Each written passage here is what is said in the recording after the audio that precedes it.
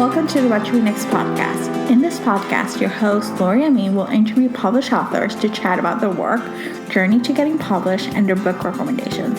If you share a passion for books and always looking for your next read, then join us. Welcome to the What to Read Next podcast. Today's guest is Sara Richardson. Sara writes cowboy romance, and she has a brand new women's fiction book called Home for the Holidays. In this interview, we chat about her writing process, her book journey to get her first book published, as well as some book recommendations. Now let's go to the interview. Hi, Sara. Welcome to the What to Read podcast. Thank you. I'm so happy to be here. So happy to have you here. Just tell us a little bit about yourself. Okay, well, I live in Colorado and grew up in Colorado, actually. A big outdoorsy person, love the great outdoors, which is reflected in a lot of my books. I'm also a busy mom. I have 2 kids at home with me while I'm trying to write, so that makes for pretty busy. And a wonderful husband who is a saint and helps me find time to write when I need to. Thank goodness for that. I also am very active. I teach Pilates on the side just as kind of a fun way to get out of the house and be part of community and be with people because I am a people person. So writing gets a little lonely sometimes. So that's a little bit about me. This is my Home for the Holidays is my 15th book, 16th book, somewhere in there. So I've been writing for a while now. Oh, this is so exciting. So how are you writing in the pandemic? How's that going? You know, kids at home, probably husband at home. So it's interesting. I think we're all learning how to be flexible. That's the most important thing we can do right now, I think. And you know, my kids are 12 and 14, so they're a little bit older. I think it would be much harder if they were younger, especially with the online schooling, and they, you know, need you to be right there with them all the time and everything. So they're a little more independent, but they are boys, so they're very active. They're loud, you know, always playing football in the house and things like that. So I have to kind of get creative and escape. I do a lot of writing on the back deck outside where nobody is. It's going well. We're figuring it out as we go. Yeah, I feel you. I think it's just like a whole new change. Like our life changed dramatically in March, and we're just. Yeah. Oh yeah, you have to learn to just roll with it, right? Just don't stress out too much and just take one day at a time. That's what I've been doing for sure. Yeah. Awesome. So what inspired you to become a writer? Well, that's a fun question. So I was a really shy child, and I always had a hard time talking about feelings and just talking in general. And so my mom, when I was very young, she recognized that and she said, you should try writing down how you feel. And so she gave me a journal and a pencil, and I found it so easy. It's like once I opened that book and put the pencil on the page, words just flowed out. I had no idea. I was just like, oh my gosh, it was so freeing and wonderful. And I just love to communicate through writing and stories. And I always have. I've always been just a huge reader since I was very little. And once my mom encouraged me to start writing, then it just all connected, and I just started to write stories and after story after story, and just, you know, put my feelings through those stories, put my feelings out there. So that was kind of what inspired me to be a writer. Of course, I always, you know, wanted to write books and things like that. It didn't happen until much later. Mom's encouragement as far as like, this is a great way to communicate if you have a hard time, you know, if you're shy or whatever, really encouraged me to kind of go down that path. So yes. Really awesome. So what was your journey to get that first book published? So my journey was a little bit different. I always knew I wanted to write a book from the time I was little, but you can't really come out of college and just write books, you know, right away and make a lot of money and everything. So I wanted to find a career option. And in college, I kind of went more the business writing route. So I had a major in communications and writing, and I started to train to write press releases and just for public relations type activities. And I ended up, after college, getting my master's in journalism. So I was trained as a journalist first. And then I started to think about seriously writing a novel when my first son was born. I decided I would scale back the work I was doing for companies and stay home and just try to write that novel that I had always wanted to write.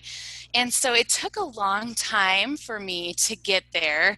I went to conferences, I met with editors, and I wrote and wrote and wrote. I wrote about, probably 5 really bad novels during that time. It was about a 7-year span there.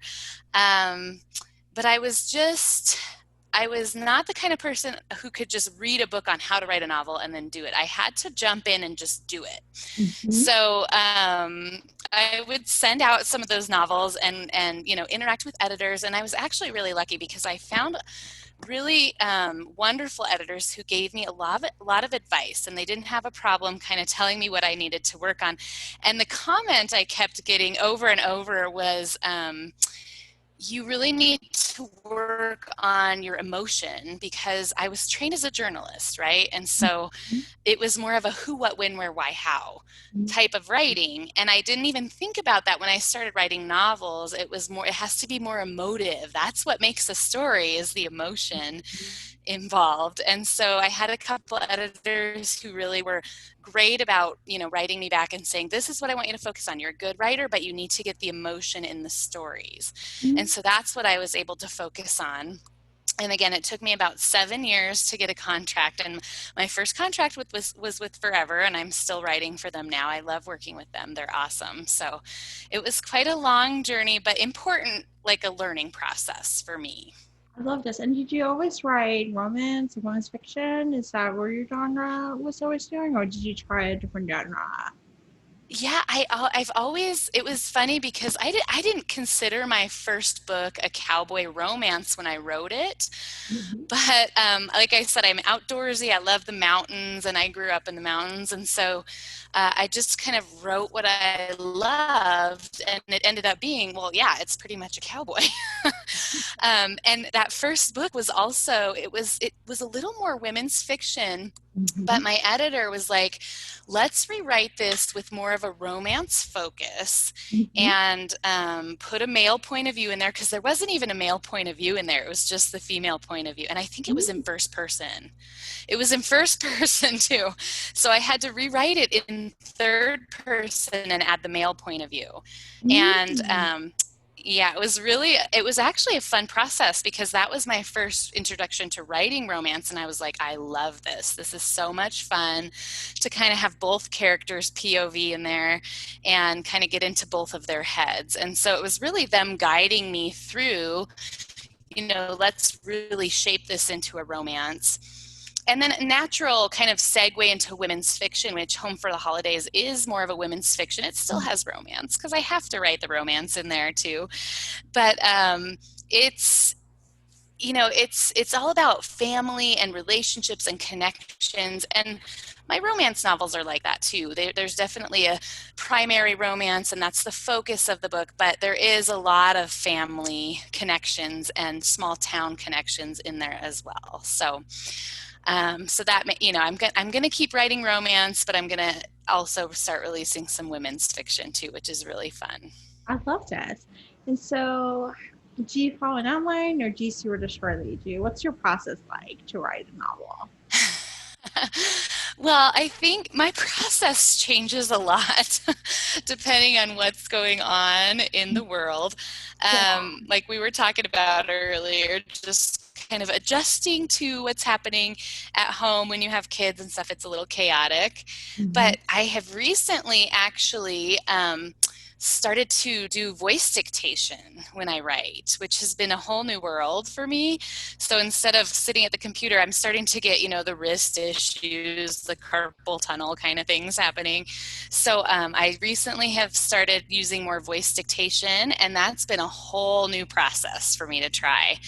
but I really love it because you talk through the story, and I think it kind of takes on more life and everything as you go. And I don't stop and edit myself as much. I just kind of get the whole story out there first when I'm talking through it. So I've really enjoyed that. That's been a fun process. Fascinating. I interviewed another author, and she would use the voice dictation too. And it's like, Uh-huh. you just say the story out loud, and you're not stopping yourself like, oh no, we gotta edit this. You're just like saying the whole story and then just seeing what it comes. Yeah. That's what. Right. It's different. It's different for sure. But I'm enjoying it. Oh, that's great to hear. So, how do you Yeah. develop your characters? Do you brainstorm beforehand characters, or do they come to you as you write the story? Yes, I do. Characters are my absolute favorite thing. I mean, I love to write different kinds of characters, even though I write cowboys mainly, or have been writing cowboys mainly. I love to kind of get into their head and make them different. So figure out what makes them different. I am one of those kind of personality type nerds. I love to look up Myers-Briggs personality types and just kind of bring this characteristic in with that characteristic and all these different things. So that's kind of, I spend a lot of time focusing on my character development. And I like to kind of have that wound, that I know their wound, I know what they're really kind of running from in their past. So I do a whole backstory. And of course, the physical characteristics, I like to look at pictures and kind of figure out what they look like. And then, they take on their own kind of life as you go. I am fascinated with characters because Yes. so much of romance is about the character. It's about the arc and what happens to the love story. And so, like, how do you get to know that? It's like so. Like, it's like the Right, writers, right. you get the couples meet cute, but then you get the writers meet cute. It's like, okay, like Yes, I know. And a lot of times I will start, like, sometimes the whole story will start with an idea of just how these two people have met. It's kind of a um, fun way. I love to think about how they meet. That's one of my favorite scenes to write in every book, just because you can do so many fun things and bring out their personalities and just kind of contrast, where they're at and who they are. And yeah, so I do tend to do quite a bit of work up front on the characters. That's great.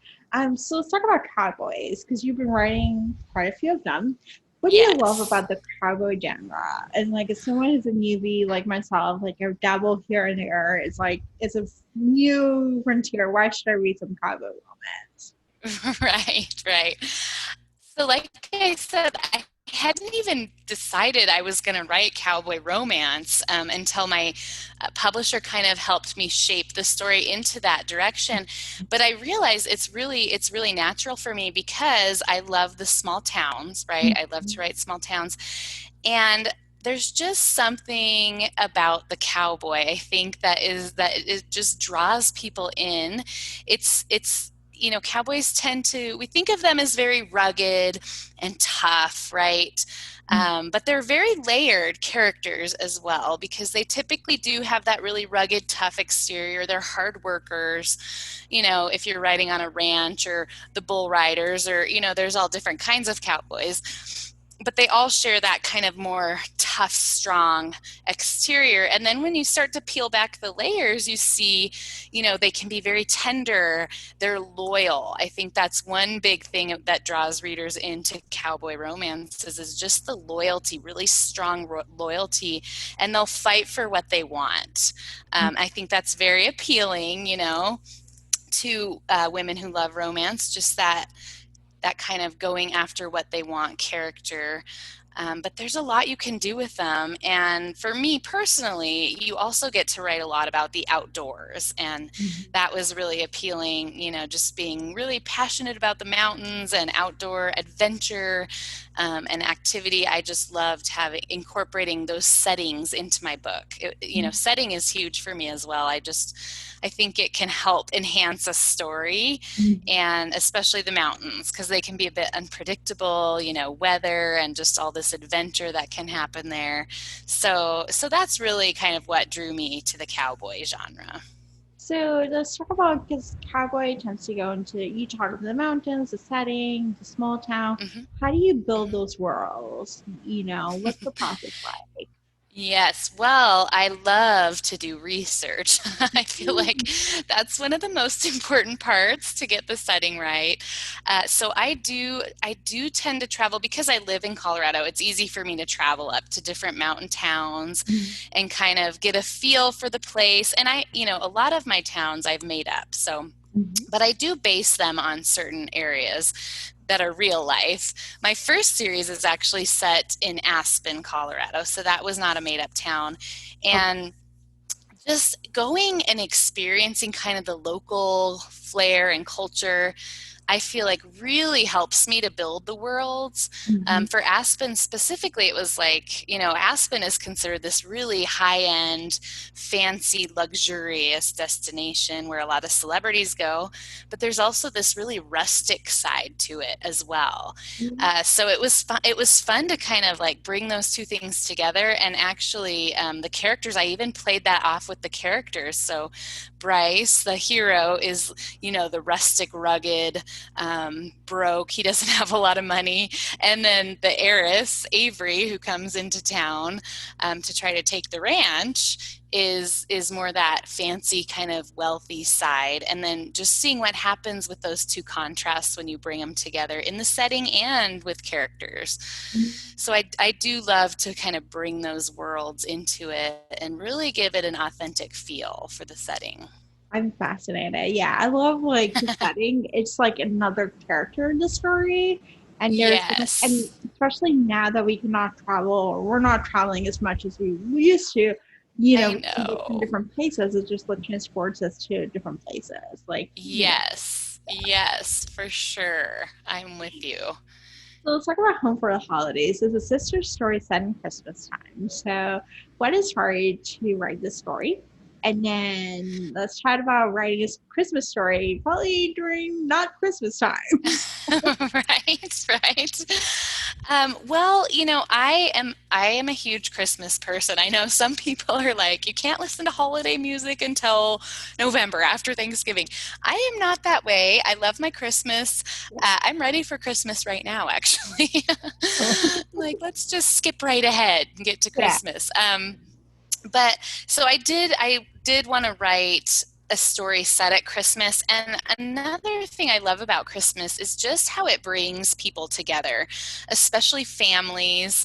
Some family members you don't see all year, and then at Christmas everybody gets together and you kind of rebuild those connections. So that's what the book is about. It's about three sisters who have been kind of separated, not necessarily estranged, but they're not part of each other's daily lives. And their aunt invites them to come to her inn for one last Christmas together.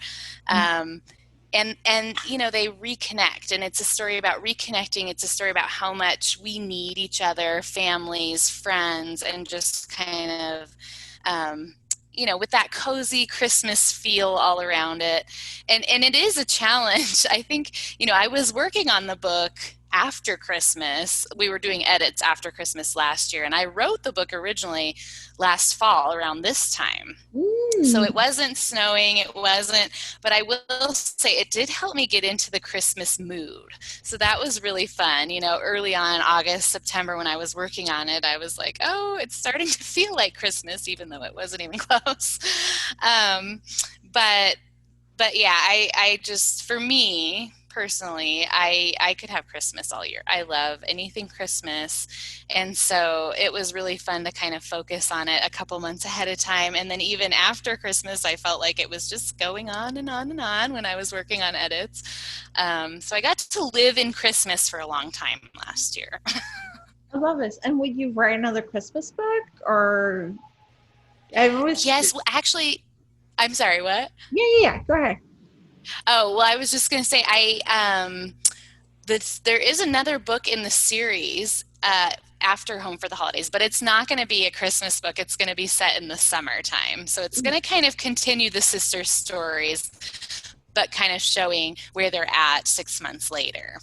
Oh, I love this. Yeah. So is that going to Yes. be released around the summertime or? It is. It's going to be released next July. Yes. Perfect. Perfect. It's summer book. Yes. Yes. Yes. And so you mentioned you're writing some more women's fiction. So you want to keep the series, or there's another women's fiction project coming up, or? So the second book in this sister series will come out next summer, and then I would like to keep writing women's fiction and romance both, because I think just one offers something a little different than the other, and I like to have that variety in my work and what I'm working on. So I do have some more women's fiction ideas, but we haven't contracted anything yet, so can't say too much about those yet, but hopefully we'll be able to talk about that soon. That's so exciting. Any more cowboy books coming up, or? So yes, actually, First Kiss with a Cowboy was the brand new book in a brand new series that came out last May. And we just today, hooray, I finished edits on the second book in that series called One Night with the Cowboy. And then there will be a third book in that series. So One Night with the Cowboy comes out next March, and then the following, October, it's going to be a fall book. The third book in that series will come out too. So I do have a couple more cowboys coming out, and I hope to continue writing those long term as well. That sounds fantastic. So how do you juggle writing multiple books? Do you write one book at a time, or do you write a little bit? You read on a book and you're like, I'm going to write a little bit here and a little bit there. How do you juggle? Yes. Okay, so I have never been great at juggling. And so, it depends on what my deadlines are and everything else, and you do what you have to do. Because I am working on the second women's fiction book now, and I just had to kind of pause on that and go back and do edits on One Night with a Cowboy. So, it depends, one at a time. I like to, if I do have to do that, if I do have to work on multiple books at once, I kind of have to compartmentalize and say, okay, today I'm only working on this book, and then tomorrow I'm only working on this book, just so I can keep everything straight in my head, because otherwise, you start calling the characters by the wrong names and everything starts to cross over. And some people are very good at multitasking like that, but I am not one of those people. So I have to have, just compartments for each project on each day and just kind of keep it organized that way. I feel you. Do you have a playlist or anything that just gets you in the mood for one book, or any rituals, or just kind of okay, I'm working on this book and this is this is where I'm at, to compartmentalize? Yeah, I mean, I don't have a playlist. I like it really quiet when I'm writing. Yeah. So, and what I do though, before I start working on a book, no matter what book it is, I have to go back and read several chapters of it, depending where I'm at in the book, but I have to kind of put myself back in that world. Yeah. So that's kind of my warm up to writing. Every time I turn on my computer is I'm like, okay, I have to go back in time and look at, what was going on, where they're at, and you just kind of have to put yourself into the story again, especially when you're working on different books, because they might have a little bit of a different tone or theme or whatever. So that's kind of my ritual, is just to go back and read before I do any writing. I love this. So now let's go to a round of book recommendations. This is an opportunity for you to share with the audience what they should read next. What is your favorite genre? Okay, my favorite genre, I mean, I read everything, so I will read suspense, I'll read romance, I'll read women's fiction. I think, though, it's kind of a tie between women's fiction and romance for my favorite genre, especially right now, just with everything going on in the world. I really love those happy endings. And, a lot of the women's fiction that's coming out, most of it has that kind of romantic thread to most of it that I've read recently.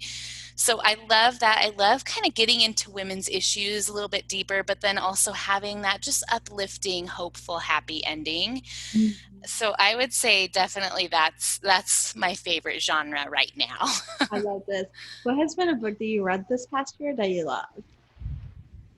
Oh my goodness. So it's called Love Lettering, and I'm just finishing it up now. This is why it's top of mind. It's by Kate Claiborne, and it is just a really fun read. It's very different from anything I've read recently, and it's one point of view. It's just the female point of view, and it's women's fiction, but there is a pretty central romance involved too. So I'm loving that book. It's been a fun kind of different read. The main character, she's a letterist, so she is basically a word artist, and she does all these different treatments with words and everything. And the author did such an awesome job of incorporating that perspective from her career into even just her internal monologue and everything. So I would highly recommend that. It's called Love Lettering by Kate Claiborne. Loving that book. I love this. Tell us where you can find you online. Well, you can find me at my website. We just recently redid my website, so check it out. It's sararichardson.com, and no H on Sarah. I know a lot of people put the H on, and then you end up at that HGTV star, and that's not me. And then, yeah, there's a Sara Richardson on HGTV. And then you can find me on Facebook at Sara Richardson Books, or Instagram, Sara Richardson Books, or Twitter, of course, Sara R_books. Awesome. Thank you, Sara, for being on the show. Yeah, thank you so much for having me, Laura. If you enjoyed this podcast, feel free to share with friends, subscribe, or rate and review the show. This is the easiest way to support this podcast. Want to join a romance-loving community? Want weekly book recommendations, monthly author Q&As, and book recommendation meetups? Make new friends? Then join our Patreon community. To sign up, please follow the links in the show notes. What to Read Next podcast is part of the Frolic Podcast Network. Find more podcasts to love on frolic.media/podcast. Thank you so much for listening, and have a great day.